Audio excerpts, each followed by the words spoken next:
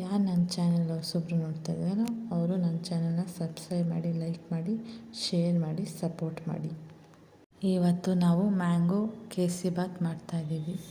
ಅದಕ್ಕೆ ಬೇಕಾಗಿರೋ ಸಾಮಾನುಗಳು: ಗೋಡಂಬಿ, ದ್ರಾಕ್ಷಿ ಮತ್ತು ರವೆ, 1 ಲೋಟ ರವೆ, ಆಮೇಲೆ 1 ಲೋಟ ಸಕ್ಕರೆ, ತುಪ್ಪ, ತುರ್ಜಿಕೊಂಡಿರೋ ಮಾವಿನ ಹಣ್ಣು,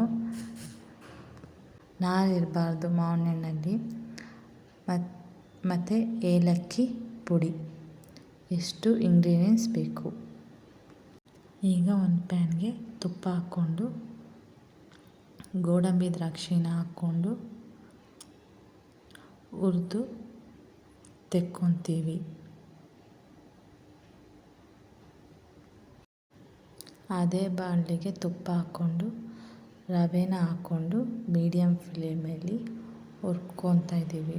ಹುರ್ಕೊಂಡು ಅದನ್ನು ನಾವು ಒಂದು ತಟ್ಟೆಗೆ ತೆಕ್ಕೊತೀವಿ. ಅದೇ ಬಾಣಲೆಗೆ ತುಪ್ಪ ಹಾಕ್ಕೊಂಡು 4 ಲವಂಗನ ಹಾಕ್ಕೋತಾ ಇದ್ದೀನಿ.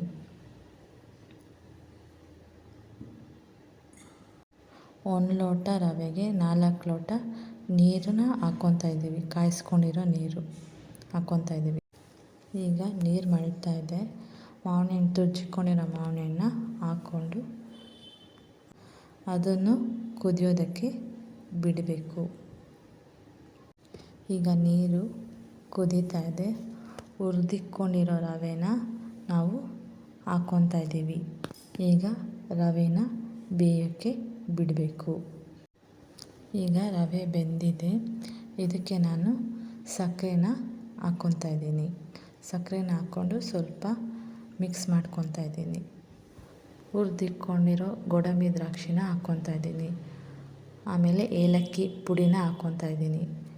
ಏಲಕ್ಕಿ ಪುಡಿನ ಹಾಕ್ಕೊಂಡು ಚೆನ್ನಾಗಿ ಮಿಕ್ಸ್ ಮಾಡ್ಕೊತಾ ಇದ್ದೀವಿ. ಮಿಕ್ಸ್ ಮಾಡ್ಕೊಂಡಾದ್ಮೇಲೆ ಇದಕ್ಕೆ ತುಪ್ಪ ಜಾಸ್ತಿನೇ ಹಾಕಬೇಕು. ತುಪ್ಪ ಹಾಕ್ಕೊಂಡು ಸ್ವಲ್ಪ ಮಿಕ್ಸ್ ಮಾಡ್ಕೊತಾ ಇದ್ದೀವಿ.